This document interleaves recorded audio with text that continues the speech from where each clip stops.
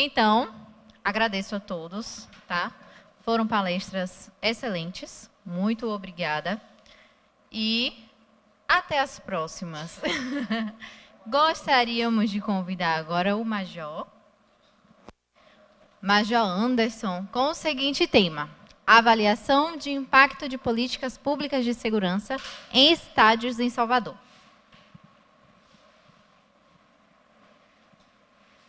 Seja bem-vindo, Major. Muito obrigado. Antes de mais nada, boa noite a todos. Eu gostaria aqui de cumprimentar aos meus colegas de instituição, ao Soldado Trindade, ao Soldado Lins, colegas da PMBA, aos demais participantes, palestrantes, meu digníssimo boa noite. Muito respeito. Eu quero quebrar o gelo, antes de iniciar propriamente no assunto, a nossa mestre de cerimônias. Quando eu fui convidado, eu pedi a apresentação porque sou matemático de formação. E como todo matemático, eu provo o que eu falo. E o objetivo da palestra aqui hoje é justamente provar matematicamente os resultados que eu estou apresentando. Então, fazia parte desse meu convite estar aqui hoje apresentando isso mediante dados. Ao público que está aí assistindo, eu gostaria aqui mais uma vez de fazer uma pequena resenha. Passou um filme pela minha cabeça quando a colega aqui falou, né, que trabalha no PROERD, que é o Programa de Combate às Drogas nas Escolas. E lá em 2007, quando a ronda escolar da PMB da Bahia estava ainda em fase embrionária, mas já sendo desenvolvida, eu tirava extra na ronda escolar. Hoje tem um efetivo fixo. Eu fazia extra. E aí agora eu pego a outra fala do colega. Cadê o colega da... Pego a sua fala, onde você falou que nas quadras das escolas existem pessoas com condutas irregulares. Formado em matemática, para formar, a gente tem um estágio, né, pedagógico dentro da instituição, e aí a instituição me arranjou uma escola para poder eu cumprir minha carga horária de estágio na licenciatura. Fui estagiar no Colégio Luiz Eduardo Magalhães, ali em Tancredo Neves, fazendo fronteira com o Arenoso. Literalmente, o fundo da escola era o Arenoso. E aí eu dava aula de manhã, paisano, minha farda na mala do veículo, e à tarde eu saía da escola e ia direto para a minha unidade policial trabalhar. Em determinado momento, olhando pela janela, eu vi a quadra sendo utilizada por jovens durante os períodos de aula. Em um momento oportuno, perguntei à diretora, aqueles alunos não deveriam estar em aula? Ela falou, não, aí é a comunidade que utiliza a quadra. Mas aquela comunidade com aquele sentido que todo mundo aqui já imagina. Tanto que no muro que separa a escola do Arenoso, tinha um buraco no muro. Eles não entravam pelo portão principal, eles entravam pelo buraco. Então, aí falando agora da ronda escolar. Durante ainda o meu estágio, fiz uma apreensão de drogas na porta de uma escola no bairro de Pau da Lima, aqui em Salvador. Existia aqui em Salvador um programa chamado Na Mira. Aí fui apresentar na primeira delegacia de tóxicos e entorpecentes nos Barris. Chegando lá, me deparei com o programa Na Mira. E aí automaticamente o jornalista veio em cima, né, pedindo para a gente dar aquela velha entrevista. Realizei a entrevista. No dia seguinte, o antigo Facebook estava lá. Professor, o senhor é X9, não queremos mais o senhor aqui. Nunca mais eu botei o pé na escola. Então, passou um filme pela minha cabeça, juntando aqui agora a questão do PROERD, porque existe realmente a questão das drogas nas escolas, e realmente as quadras das escolas são utilizadas por pessoas com condutas duvidosas, e eles não querem a PM lá naquele espaço. Foi para quebrar o gelo, até o meu gelo mesmo estava nervoso aqui, enquanto os colegas palestravam com tanta maestria, e agora eu vou falar sobre o meu assunto. Senhores e senhoras, o objetivo aqui hoje é falarmos sobre políticas públicas, que, como o colega também da guarda falou, são poucas. E além de serem poucas, as políticas públicas praticadas aqui no nosso país para combate à violência, algumas delas são ineficientes. Já não bastam ser poucas, não prestam. Então, vou mostrar aqui hoje para vocês uma quebra de mentalidade. Se eu perguntar aos senhores e senhoras aqui presentes, já estou entrando no assunto. Políticas públicas que nós iremos discutir. Minha mestre de cerimônia, se eu perguntar à senhora se você acha que a venda de bebidas alcoólicas dentro de um estádio de futebol influencia a prática de atos de violência dentro do estádio, o que é que a senhora me diria agora, antes da minha apresentação? Influencia? Temos uma opinião aqui favorável que a venda de álcool dentro do estádio influencia a prática de atos de violência. Se eu fizesse essa pergunta ao senhor, a prática da comercialização de bebida alcoólica dentro de um estádio influencia a prática de atos violentos?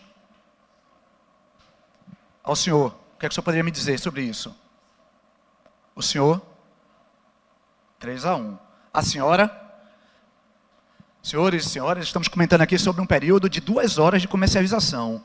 Um estádio aí abre os portões 2 horas antes, temos 2 horas de evento, 1h30 de eventos esportivos, ou seja, entre a abertura dos portões e o término do evento, 3h30 de consumo de álcool. Será que isso é suficiente para a prática de delitos de violência dentro de um estádio? Essa é a resposta que eu trarei para vocês aqui, baseado em dados matemáticos. Outra inquietação que eu vou trazer para vocês é, hoje não é modinha, é uma medida, é uma política pública adotada pelos estados. Torcida organizada, torcida única nos estádios. É uma política pública. Será que a prática da torcida única dentro dos estádios é uma medida eficaz para combater a violência nos esportes? O senhor, mais uma vez. O senhor, palestrante. Torcida única não resolve a violência no estádio? O senhor? 2 contra, 1 a favor. Você, Bronca? Ameniza. Empatamos aqui 2-2. E, por fim, também trarei a resposta para uma outra política pública que está previsto. Todas as 3 são legislações. Só que são legislações que não são padronizadas. O que eu quero dizer com isso? Somos 27 estados no país e nenhum dos 27 usam as mesmas políticas. Bebida alcoólica. Só existe proibição em 7 estados do país. Os outros 20 comercializam bebida alcoólica. Perdão, estou nervoso. Só 7 liberam a venda de bebida alcoólica. Os outros 20 proíbem a venda de bebida alcoólica. Torcida única nos estados. 6 estados adotam essa política. Os outros 21 não adotam torcida única. E, por fim, a implementação de um juizado especial criminal dentro de um estádio. Os senhores e senhoras aqui acham que a criação de um juizado aonde o torcedor que pratica um ato delituoso, seja baseado no Código Penal ou seja baseado na Lei Geral do Esporte, se ele for detido, conduzido à delegacia dentro do estádio, julgado e processado imediatamente, essa prática vai refletir na redução da violência dentro do esporte? O senhor guarda? O senhor acha que sim. A senhora? 2 votos. Mas quem aqui já ouviu falar no GECRIM dentro de um estádio de futebol? É uma política pública que poucos já ouviram falar. Consequentemente, só o fato dela existir por si só, ela não impõe um fator psicológico de medo. Olha, eu não vou fazer um ato delituoso, porque se eu fizer, eu serei identificado, julgado e processado imediatamente. Amigos e amigas, essas respostas estão aqui nesse estudo. Esse estudo faz parte da minha tese de doutorado, que eu deixo de falar de dados empíricos, eu paro de discutir isso somente na revisão bibliográfica, na revisão teórica, e passo a provar com dados matemáticos. Me permitam, cadê o apontador? Nessa hora tudo some. Está aqui. Minha mestre de cerimônias, tentarei ser breve, prometo, não vou levantar plaquinhas.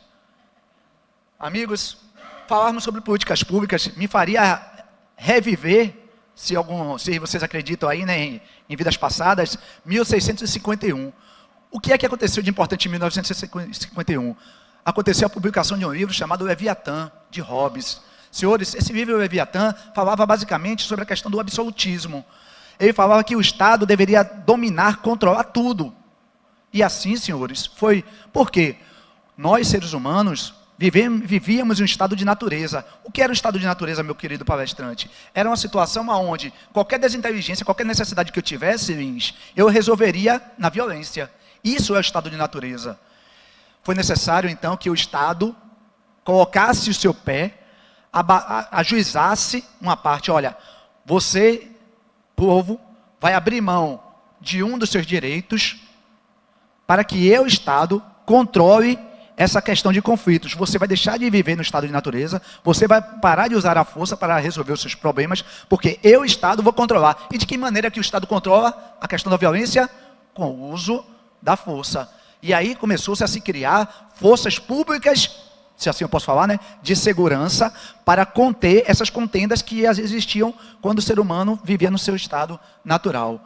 Amigos e amigas, isso perdurou durante quase 3 séculos, até chegarmos no século XX, início de 1900, quando esse absolutismo deu lugar ao liberalismo. O que é o liberalismo? É quando a burguesia, cansada de sofrer pelo Estado, diz assim, se rebela, fala, não, Estado, eu agora também quero ser parte do processo, eu quero decidir. Senhores, quando a burguesia assume esse poder, existe uma mudança de mentalidade, e aí o Estado abre para que o povo também diga, olha, se você fizer isso, vai ser bom para mim. Nós não estamos falando só de capitalismo, da questão do liberalismo econômico, estamos falando de uma participação popular. Senhores e senhoras, isso reflete na segurança pública, que, por sinal, só veio ser escrita em 1988 na Constituição. Desde a Constituição de 1937, essa palavra segurança pública não existia na nossa literatura, existia ordem pública. Amigos e amigas, quando você tem ali a ditadura militar, nós estamos falando da segurança nacional. Essa segurança nacional era provida por quem? Somente pelo Estado. Era uma espécie de absolutismo. O povo se rebelou, tanto que culminou com a Constituição de 1988. Olha a ditadura, você não foi boa para a gente, nós queremos agora o período republicano. O que é que acontece, senhores? Eu deixo de ter uma segurança nacional e passo a ter uma segurança pública, porque somente em 1988 surgiu o termo segurança pública. Senhores, mas entre 1988 e início do século XXI, anos 2000, vocês perceberam que a violência, a criminalidade só fez evoluir. Mostrou o quê? Olha, essa tal de segurança pública, que também não existe um conceito, só existe os órgãos que dela fazem parte, senhores, também não estava surtindo efeito. Então, a partir aí do início do século XXI, vivemos uma outra segurança, chamada segurança cidadã. O que é a segurança cidadã? É aquela segurança promovida pelo povo e também com os demais órgãos que fazem parte do Estado. Não mais só o Estado, não mais só a polícia. E, inclusive, esse é um problema que nós vivemos, soldado Trindade.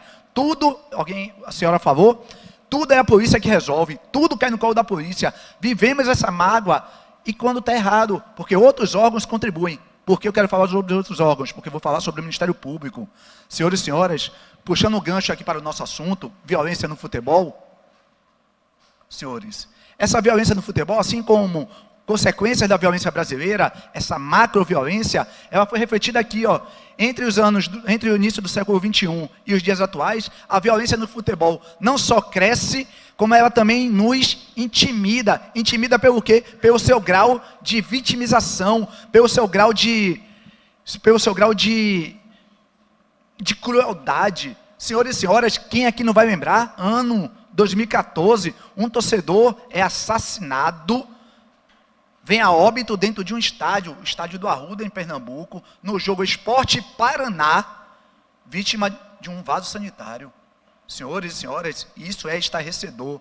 Isso quer dizer, senhores, que essa violência aqui, ela também precisa ser combatida, mas o Estado não estava dando conta.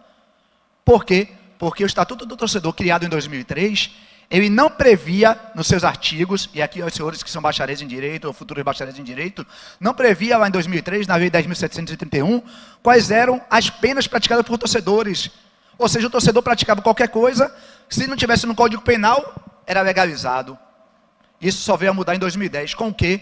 Com uma reunião, e aqui eu falo sobre o Ministério Público, ou aqueles outros órgãos, Segurança Cidadã, o Ministério Público se reuniu, Conselho Nacional dos Procuradores Gerais, e elaboraram uma minuta com 17 ações que iriam combater a violência no futebol brasileiro, isso em 2008.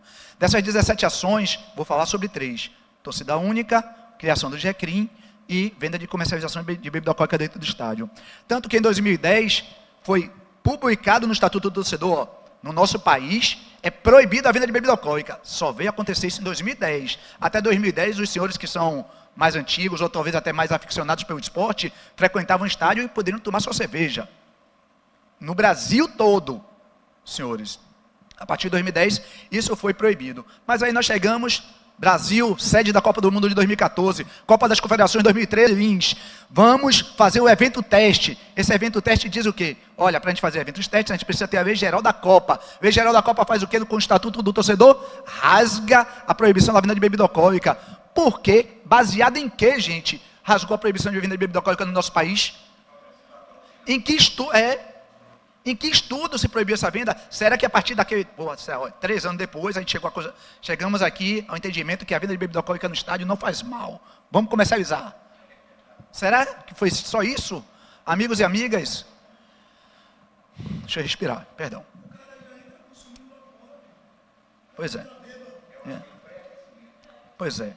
Amigos, e aí 2014 rasga o Estatuto do Torcedor, Copa das Confederações, volta a permitir venda de bebida alcoólica. Copa do Mundo, volta a permitir venda de bebida alcoólica. Quando acaba a Copa do Mundo, o que é que acontece? Continua a venda de bebida alcoólica? Não. Vamos voltar à proibição que era prevista lá em 2010 no Estatuto do Torcedor. E por que voltou? A Copa das Confederações vendeu, Copa do Mundo vendeu. Campeonato Brasileiro não pode, Campeonato Baiano não pode, Copa do Nordeste não pode. Aí 2015 volta a proibição. Entretanto, o governo da Bahia, através do seu governador, Jacques Wagner, assinou a Lei 12.959, dizendo assim, na Bahia, quem legisla sobre bebida alcoólica sou eu, governador do estado. Eu estou autorizando que a Bahia venda bebida alcoólica nos estádios. Então, a Bahia foi, dentre os 7 que hoje vendem bebida alcoólica no estádio, a Bahia foi o primeiro a se rebelar contra essa lei nacional, que era o antigo Estatuto do Torcedor, Lei 12.299. Mas, mais uma vez, eu pergunto, com que embasamento científico ou acadêmico o nosso governador, na época, sancionou essa legislação? Será que tudo é achismo? Será que tudo é o pensamento particular dele? Será que foi isso? Amigos e amigas, se eu puder dizer para vocês, a literatura fala que averiguar impactos de políticas públicas no futebol é muito difícil. Primeiro, que não tem dados. E segundo, que esses impactos estão somente no campo teórico, Soldado Trindade. E outra situação é que existe um pesquisador chamado Souza Iguajanigo. Ele publicou no seu artigo dizendo, olha, eu até queria investigar os atos de violência praticados nos estádios de futebol de Salvador. Entretanto, Salvador não possui dados estatísticos, matemáticos que comprovem os seus registros de violência. Ele falou sobre Pernambuco, falou sobre Rio de Janeiro e falou sobre São Paulo. E escreveu que Salvador não tinha. Senhores e senhoras, se eu não me apresentei antes, vou me apresentar agora. Eu sou o Major Biratã, trabalho há 19 anos com futebol aqui na PMB da Bahia. Trabalhei durante 6 anos na Companhia de 7 de Abril, Lins, que toma conta do Manuel Barradas. Logo em seguida eu fui para o BEP, Batalhão Especializado de Policiamento em Eventos, e aí continuei cuidando do Barradão, Arena Fonte Nova e Pituaçu, só já vão 16 anos. Hoje estou na Secretaria de Segurança, mas ainda presto serviços para a Arena Fonte Nova. Então, esses são 19 anos trabalhando com essa questão. Senhores, falei, minha formação é matemática. Sempre tive todos esses dados nas minhas mãos. Vou desenrolar meus estudos com base nesses dados. Meu mestrado foi com esses dados, e os mesmos dados me dão subsídio a falar sobre políticas públicas. A parte social, acadêmica e política, eu acredito que eu já tenha conversado sobre isso, mas principalmente política. Senhores, a Lei Geral do Esporte é de 2023, a Lei 14.597. Ela fala no seu artigo 181 que o governo federal irá sancionar o Plano Nacional da Paz nos Esportes. E que nesse plano será adotado medidas para se combater a violência no esporte. Quais medidas? Não diz. Então esse estudo está dizendo assim, governo federal, Ministério dos Esportes, leia a minha tese, aqui eu estou provando por A mais B, e não é mais achismo, não é negócio de marketing, da minha arte. Estou aqui provando por A mais B quais são as políticas públicas que podem ser padronizadas no país. Não é mais só, tais estados usam, esses daqui não usam. Os daqui tem, os daqui não tem. Todas essas 3 políticas, todas essas 3, está assim, não existe uma padronização. Eu uso, eu faço, você não faz. Por quê? Porque a Bahia faz e São Paulo não faz. Quem é que está certo, quem é que está errado? Porque a Bahia não faz e Rio de Janeiro faz. Quem é que está certo, quem é que está errado? Senhores e senhoras, me permitam adiantar aqui os slides para não ver a plaquinha da nossa mestre de cerimônia. O estudo, toda a parte teórica, ele está embasado em artigos científicos. Essas aqui são as 3 políticas públicas que eu proponho apresentar os resultados para vocês. Torcida única, juizado especial criminal e liberação de bebidas alcoólicas dentro dos estádios. Vamos ver quais delas impactam ou não a prática de atos violentos dentro do estádio. O nosso viés, o nosso estudo é entre intramuros, do muro para dentro. Aqui está a nossa metodologia. Senhores, foram estudados 570 jogos, desde o ano de 2012 até dezembro de 2023. 570 jogos, porque somente são jogos onde o Esporte Clube Bahia ou o Esporte Clube Vitória estavam atuando aqui na capital, Salvador. Jogos femininos não entraram na conta, jogos sub-20 não entraram na conta, jogos dente de leite não entraram na conta. Só jogos profissionais masculinos entre 2012 e 2023 com Bahia ou Vitória. Senhores, para cada hipótese estudada, eu tenho o período do antes e o período do depois. Por exemplo, eu falei para vocês que a bebida alcoólica era proibida aqui na Bahia. Passou a ser validada a partir de 2014, com a Lei 12.599. Então, entre 2012 e 2014, eu tenho dados de jogos, quando a venda da bebida alcoólica era proibida, quais eram as consequências, as infrações delituosas registradas naqueles jogos. E para todas as outras categorias, torcida única e GECRIM, eu tenho o antes e o depois. Sendo que o do GECRIM chama mais atenção, porque o GECRIM eu tenho o antes, eu tenho o durante, e ela parou de novo de existir. Então eu tenho o depois, que ela deixou de existir. Senhores, todos os dados foram fornecidos mediante lei de acesso à informação, solicitada à Secretaria de Segurança. Eu recebo os dados assim, ó, nessa tabulação, com essas características. Eu tenho a data do jogo, o local, o jogo, a competição, a classificação do time. O Bahia, quando iniciou aquele jogo, estava onde? Na zona neutra, na zona de rebaixamento, na zona de classificação. E o Vitória, quando iniciou aquele jogo, estava em que zona de classificação? Eu tenho se a torcida visitante era inimiga ou aliada do time local, da torcida do time local. Eu tenho a quantidade de público, a quantidade de policiais. Senhores, eu tenho uma série de variáveis que influenciam a prática de atos violentos. E aqui eu tenho quais são as tipificações delituosas que foram registradas nos estádios nesses 11 anos de estudo. Se essa tipificação delituosa aconteceu somente uma vez, ela está aqui registrada. Amigos, o que é que eu, enquanto pesquisador, fiz? Peguei aqueles dados que vieram daquela maneira e agrupei. Por exemplo, o que é agrupar? Período do mês. Se eu tenho a data do jogo, olha, eu vou separar aqui em quinzena. Jogos que aconteceram na primeira quinzena, jogos que aconteceram na segunda quinzena. E aqui já começa a motivar o pensamento de vocês. Será que jogos que acontecem na primeira quinzena são mais violentos do que jogos que acontecem na segunda quinzena? Será que o período do mês influencia a prática de atos violentos? Senhores, jogos time, jogos que só tiveram Bahia, jogos que só tiveram Vitória. Será que jogos que só envolvendo Bahia são mais violentos do que jogos só envolvendo Vitória? Esse agrupamento faz parte do nosso trabalho enquanto pesquisador. Amigos e amigas, a metodologia, a técnica matemática, a técnica estatística é baseada no trabalho de George Jossen. Me corrijam essa pronúncia, por favor. Eu quero aprender a falar corretamente. É um trabalho atual, de 2024. Eu li o artigo dele e falei, rapaz, esse artigo é o que eu preciso.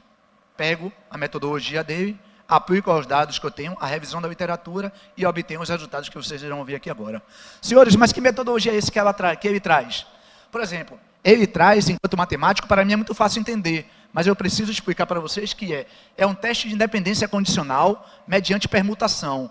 O que significa isso? Eu quero estudar se uma variável está diretamente influenciando determinada conduta. Eu quero saber se a venda de álcool influencia a prática de atos violentos. Eu quero saber se a criação do GECRIM influencia a redução de atos violentos. Eu quero saber se a torcida única diminui a prática de atos violentos. Isso é independência condicional. Só que eu preciso fazer permutações. O que são permutações? Senhores, eu tenho 570 jogos analisados. Pode ser que essa minha amostra de 570 jogos esteja viciada, como a gente chama na estatística. Sofra uma flutuação. Então eu pego 30% do pós, substituo, jogo no antes. Pego 30% do antes, jogo no depois. Uma equação matemática. Se os resultados são iguais, senhores, se o resultado dessa permutação é igual, eu estou dizendo o quê? Estou dizendo que essas variáveis, elas não sofrem dependência condicional, elas são dependentes. Mas se os resultados são diferentes, elas sofrem sim influência da variável. Determina o número de permutações, 5.000. Ou seja, é como se eu estivesse fazendo 5.000 amostras de 570 jogos. 570 jogos, 570 jogos, 570 jogos, 5.000 vezes. Separo os dados em treino de teste, treino o modelo com os dados de treino. Eu pego os dados de teste, jogo dentro, acho o resultado. Senhores, essa métrica que nós utilizamos é a acurácia balanceada multiclass. Dentro dessa acurácia balanceada, que é o valor padrão, senhores, eu calculo o p-valor. Esse p-valor é a significância do dado estatístico. É isso daqui que diz se a variável influencia ou não. Amigos e amigas, eu precisava, dentro desse estudo, escolher um método de classificação. Escolhi esses 4 para estudar, para ver qual dos 4 era o que apresentava melhor resultado. Claro que a literatura apresenta outros, mas esses 4 aqui eu já sabia usar, e isso aí não é nenhum demérito, né? Vou trabalhar com o que eu sei. Amigos, a acurácia balanceada que é a métrica que nós vamos ver daqui a pouco em vermelho, ela é a média aritmética entre a sensibilidade e a especificidade. Sensibilidade é a divisão dos dados que foram previstos corretamente pela quantidade de dados que deveriam ser corretamente tabulados. E a sensibilidade e a especificidade é justamente o contrário, é a quantidade de dados previstos errado sobre a quantidade de dados que haviam previstos errado. A partir dessa média aritmética, eu tenho, senhores... Perdão, daqui a pouco eu volto sobre isso aqui. Eu tenho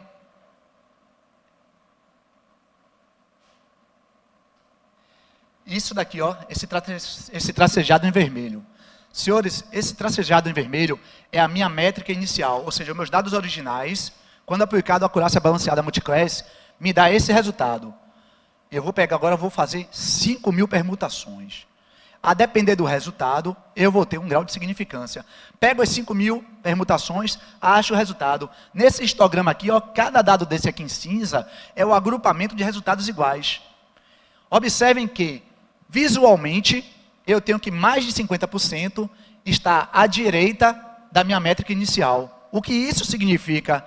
Significa que o meu p-valor ele é maior, né, do que 0,05. Eu tenho aqui 59% dos dados estão acima da minha métrica inicial, quando na verdade o que eu poderia aceitar enquanto estatístico era uma variável de somente 5%. Olha, se somente 5% dos dados derem acima da métrica inicial, eu afirmo, eu bato o pé e teimo com qualquer um. Aquela variável, ela é significativa, portanto, ela influencia na prática de atos violentos. Aqui, senhores, deu mais de 0,59.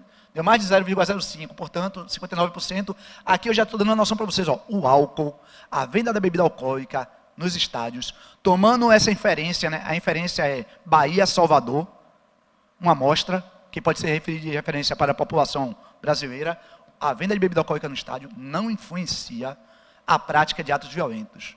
Por quê? Porque eu tinha um período do antes, onde essa bebida era proibida, e tem os jogos após a liberação. Você faz a técnica, dá o resultado. Amigos e amigas, me perdoem se eu estou correndo, já estou nervoso, como o colega me falou, né?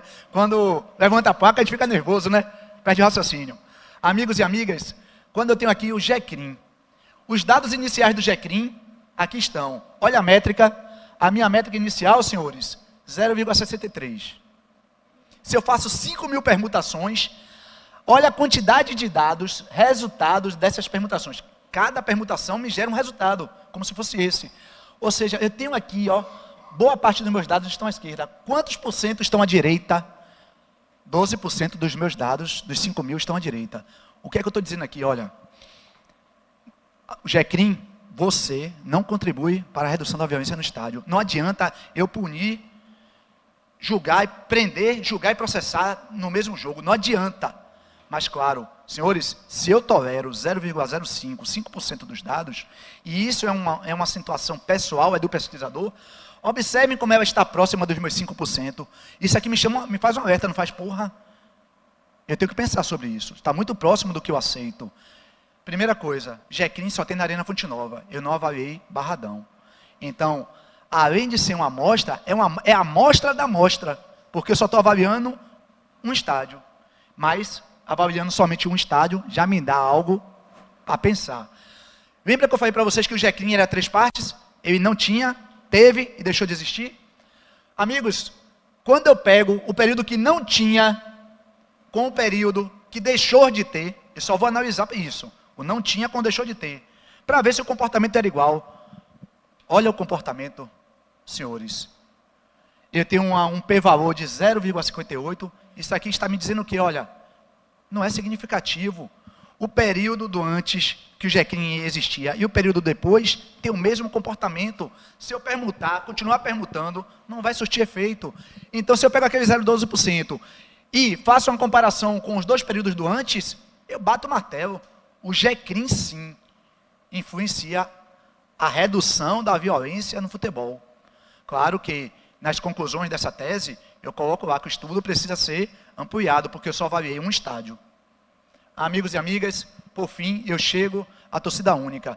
Se muitos dos dirigentes, baianos principalmente, dizem que torcida única é o fim do esporte, é a crucificação da segurança pública como incompetente, que não é capaz de prover a segurança do torcedor que vai ao estádio, que perde o brilho do futebol.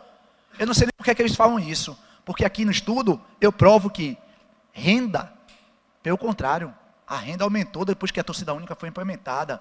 Quantidade de torcedores no estádio aumentou a média depois que a torcida única foi implementada. Isso, claro, só comparando o Bavis. Então, esses dados, para o promotor do evento, para o dono do clube, por si só já dizia, eu quero torcida única a vida toda. Mas não, ele joga do lado do público, é claro, né? Ele quer a festa nas arquibancadas. Mas para a segurança pública, o que importa é isso aqui, ó.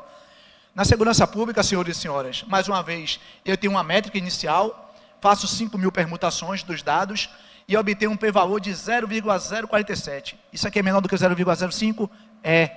Então aqui eu estou dizendo, afirmando e brigo com qualquer um, torcida única para o futebol baiano e tomando como referência ao futebol brasileiro é a solução para nossos problemas em clássicos. Amigos e amigas, eu concluo falando que o álcool não influencia a prática de atos violentos no esporte. Afirmo que o GECRIM, ele tem potencial para reduzir a prática de violência. Ele tem potencial, eu não afirmo aqui que ele reduz, mas que ele tem potencial, mas eu que precisaria de mais estudos, principalmente em relação a outro estádio, aqui em Salvador. E bato o pé firme que a torcida única, sim, é uma solução eficaz, eficiente, que resolve o problema da violência dentro dos estádios. Eu desejo a todos uma boa noite, muito obrigado pela atenção.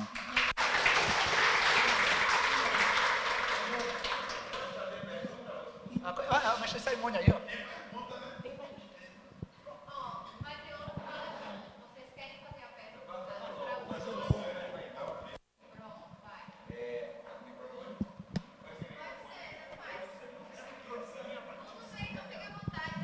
Alô? Som, testando. Major, é de suma importância aí essa questão estatística, e bem que na hora da matemática os números correram tudo, eu fiquei meio azoado, mas enfim, deu para entender legal, foi ótimo. Agora a questão do álcool, inclusive com o que Lins comentou aqui, a gente teria esse estudo só dentro do estádio, naquele minuto só se o cara já estivesse realmente muito doido lá de fora. Porque eu ainda fico com o pé atrás sobre essa influência. Para mim, realmente influencia, mas não ao redor. Porque a galera faz o pré-aquecimento antes. Então, talvez o estudo tivesse que ser feito antes. Porque a gente sabe que o álcool, ele deixa a pessoa mais desinibida, ele incita mesmo a situação, e você começa a colocar para fora coisas, situações, eu falando do ponto de vista psicológico, que é minha área, né? Ele coloca para fora todas as suas angústias, e aí você acaba descontando em quem tem e quem não tem nada a ver. E a pessoa vai para o estádio para botar para fora, fazer essa catarse. É a questão do... Aí ali tem tudo envolvido. O pertencimento, a coisa de fazer parte de alguma coisa maior, de uma torcida, enfim. E ali a gente começa a mostrar quem somos também. Nessa catarse, nessa colocar para fora. Então a questão apesar gostei realmente muito, mas eu ainda acredito que o álcool faz sim a diferença. Vou fazer só uma pergunta aqui, meu chefe. Máximo de respeito ao senhor. Dentro do espetáculo Bahia e Vitória, a gente sabe que o espetáculo Bahia e Vitória, o jogo, traz um brilhantismo muito grande. Dentro do estudo científico e matemático do senhor, o senhor acha que não vai haver nunca mais uma possibilidade de a gente ver as duas torcidas dentro do estádio? Isso, muito obrigado pela pergunta. Sim, existe a possibilidade, tanto que ela está sendo negociada em uma mesa de discussão envolvendo Secretaria de Segurança, PM, órgãos municipais e até mesmo órgãos federais envolvidos nessa reunião. Então, tudo está encaminhando para que, em momento oportuno, volte. Se não foi agora, deve ter tido seus motivos. Eu não participei dessas reuniões. Mas vai haver, de novo, a presença das torcidas mista, mista aqueles 10% reservado à torcida visitante. Mas, matematicamente, para a segurança pública, a torcida única é melhor. Para o torcedor, o brilho é melhor. Dentro do estádio, é tranquilo. Vocês nunca mais ouviram falar que a Bahia se destaca a nível nacional ou até mesmo internacional pela prática de atos violentos. Aqui a Bahia realmente é tranquilo, mas existe seu roubo, seu furto, sua importunação sexual, existe outras tipificações que estão começando a surgir. A área externa, dentro dessas 13 sugestões que o Conselho Nacional dos Procuradores Gerais emitiram, está somente em áreas próprias para comercialização de bebidas alcoólicas. tirando, e aí diz um raio lá, né, eu não saberia agora qual é a metragem que eles sugerem, para afastar do estádio. Mas para controle de torcida única, para controle de combate de torcidas organizadas, é algo que a polícia tem seu serviço de inteligência, faz o que pode, faz o que está ao seu alcance, monitorando redes sociais, com base em relatórios de jogos anteriores, mas o cidadão, as torcidas, quem quer brigar, vai brigar, seja onde for, a polícia não é onipresente, não vai conseguir, velho. Isso aí seria uma utopia dizer, a polícia vai minimizar a probabilidade, mapeando as áreas, e faz isso. Mas vai acontecer. A Bahia, Salvador é enorme. Muito obrigado.